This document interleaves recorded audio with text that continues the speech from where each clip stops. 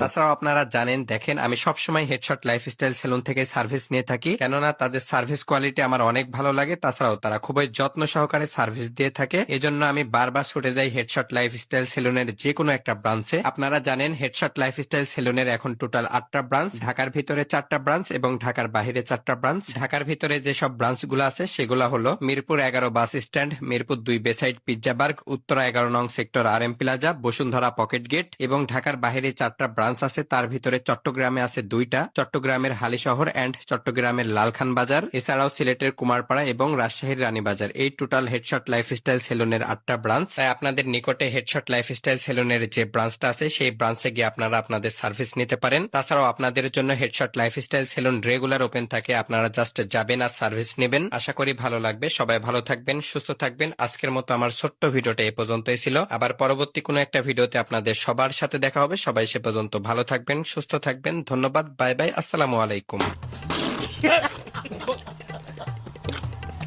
ভুল করলাম বস। কি হলো বস?